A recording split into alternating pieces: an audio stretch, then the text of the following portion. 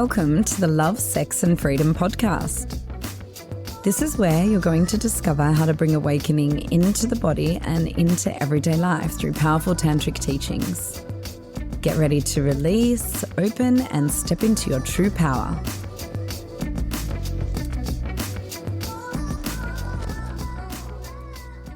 When we're feeling into an intention to remember love, to feel our pain, to feel our pleasure, to not become defensive, all of these do shadow work, go into our unconscious, be able to touch ourselves with love, create safety, reparent, all of these things.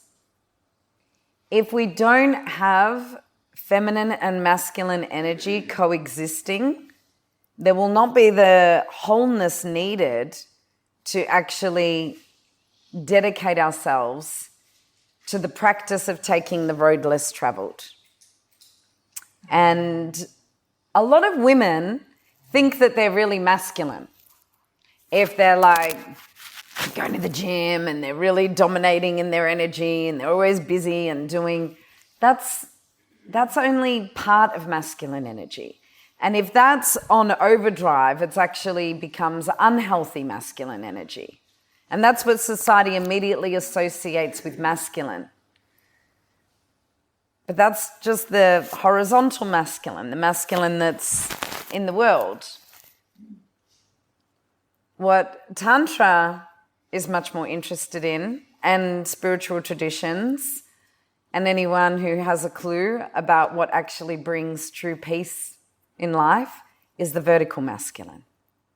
Because without the vertical masculine, you're always going to be searching outside of yourself for a savior, an enemy, happiness, fulfillment. And it's the most lacking energy, actually. Especially in Western culture, right? I wouldn't say that about a lot of Eastern cultures. So that's the meditational awareness. That's the spaciousness. So if you're overly in your horizontal masculine, you're not going to be able to feel shit because you're going to just be too busy to feel shit, right? If you're too in your feminine, you're also not going to be able to feel what's truly alive and who you really are, because you're always going to be the la, la, la, really lots of fun and flowing and going off and having a great time, or over-processing your pain. So without the vertical masculine, the feminine becomes this kind of fluid, chaotic, go with the flow. Yes,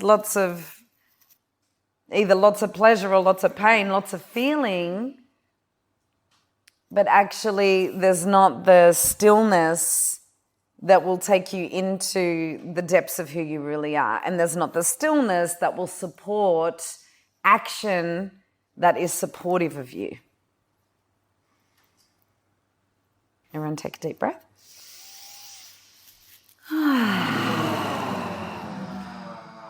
And if someone's too polarized in their masculine, either the stillness or the horizontal, and doesn't have enough of the playfulness and the feeling, then he's either fucking boring as batshit or burnt out. Well, like, who knows guys who just have no bubble? Who don't feel, they don't play, they don't have that feminine energy, and they're just like doing the grind or meditating. Who thinks that's fun? Put your hand up. It's so not fun. Who thinks it's boring as fuck? Right. And then who knows women who are just always in the emotion and the fluidity and can that be really fucking overwhelming and not fun? Put your hand up. Right. So we need this coexistence. And the reason I don't like to say balance is because if you're in the expression of the balance of that, you're actually not going to be very attractive to the opposite sex. Because you're not going to be polarized in one energy, right? They need to coexist so that we can draw on what's needed at the right time. And it doesn't mean that internally you're not feeling both, right? You are, because they're coexisting. It just means you have a choice of what you need to bring forth. So, you know, Matisse and I have amazing polarity, but obviously when I'm working, I'm having to be more on the vertical axis and tuning into spirit, connecting to spirit, coming into stillness, going in, and the horizontal of like doing what needs to be done. So if I was just, or if we were in retreats all the time, who knows what would happen to our polarity, right? So you've probably seen that sometimes we do have that polarity during and definitely outside, but it would affect it. And if we're like on holidays and I'm not working, generally I'm giggling like a little girl and frolicking around and being fucked very well while he is navigating the ship and taking care of things. So, but I wouldn't be able to be in that play and that frolicking if I didn't have my own healthy masculine that is holding a place of stillness in the background of what supports me to be who I am. Because the reason that I can be who I am and the bubbling brook that I am is because I don't have this tape inside my head of unhealthy masculine that's saying, oh, what will he think if you do this? What will that person think if you do that? And you're feeling this and going into analysis and da-da-da-da-da. And I also don't have no masculine protecting and providing for me, so I'm stressed about money and stressed if I can look after myself and putting that on him. So there's all of these different ways that your own masculine can hold a container for you that is still enough to hold spaciousness for all of you, and that is fucking on enough that you don't need a man to take care of you. But you welcome a man to take care of you. Now, the exception to this, for women who are wanting babies, you do actually need a man who can financially provide for you, because I'm telling you now, and no one's ever 100% right, but I reckon I'm 100% right in this, I'm just saying. Because I've worked with hundreds of women, and what a woman needs in the first 3 years of having a baby is a man who provides for her. Because she's in the same etheric sheath as that child. She's breastfeeding in the first year and a half. Her body's recalibrating. The baby needs her. And everything she's thinking and feeling, the baby's picking up on. So she needs to be able to relax, lean back, and have a man who's taking care of finances so she can devote herself to the beautiful path of motherhood, right? Unless that woman happens to be very blessed and has some other financial support that is allowing that. And even then, it's like not feeling that masculine energy isn't ideal. So if you're wanting a baby, ladies, when I go through you calling in what you want, I would put on the non-negotiables a man who can hold it down, right? Everyone take a deep breath.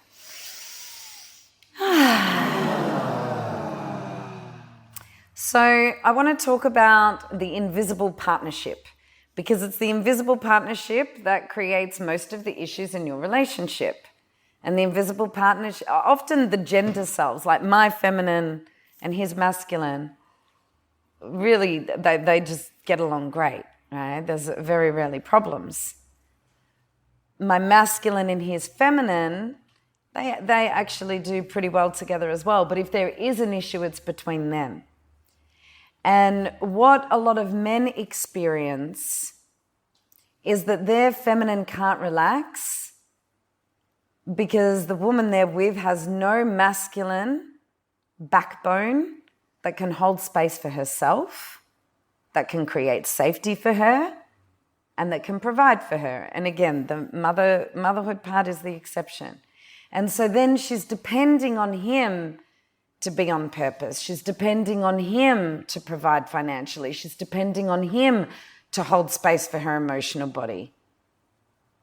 And the only time she's actually feeling alive and feeling her emotions is when he can hold space for that. So guess what? He ends up copping a lot of shit and getting dumped on a lot and having all of this pressure and expectations put on him. So then his feminine can't relax and just play and enjoy life because there's no masculine in the woman that can hold that. And he also can't get vulnerable and share the deeper part of his emotionality because she's going to take everything personally and can't hold space for the deeper feeling body. And then when you turn that around, if the man's feminine is very wounded and not there, the masculine, the woman is going to be like, hey, like I need some Shakti. I need some love and nurturing. I need some play. I need some support. I need you to be able to communicate from your feeling body. How many women have complained to you that you don't speak up about the way you feel and what you need? Put your hand up. Good on you, Sam. You got a healthy feminine, hey, darling. You feel too much. So then I will address that. It's like when it's switched and the woman is holding more of the masculine and the man, I'm not saying this is your situation, it just reminded me of it. And the man's holding the feminine and the woman's holding the masculine, a lot of resentment ends up building in the woman who's having to hold masculine because she actually wants to be in her feminine. And then there's two women competing for the feminine, right? And then if both are in their masculine, the men are competing. So what we want to do is we want to find a place of interacting with each other from our polarity most of the time. So mostly when we're relating to each other, I'm in my feminine and he's in his masculine, right? But I can go into my masculine when need be. And he definitely can go into his feminine when the moment requires it. So our invisible partnership between my masculine and his feminine, my masculine actually feels safe with his feminine. And I can also create safety for his feminine, right? So if there's that safety in the invisible partnership, then the man's feminine also gets to flow, be fluid, play, have fun, share how she feels, and feel taken care of. And the man and the masculine in the woman appreciates that vibrancy and can hold that space. But if the woman has not got that cultivated masculine, she's going to be constantly in her unhealthy masculine and criticizing him. And then that's going to put him even more into his feminine, and she's going to become a victim and always in her feeling body. Or the masculine, the man's going to charge up even more, and then you've got two blokes having a fucking good go at each other, which is a nightmare. Thanks for listening to the Love, Sex and Freedom podcast. For more great free resources, in-person and online workshops, and our retreats, find us on Instagram and Facebook at Embodied Awakening Academy or visit embodiedawakeningacademy.com.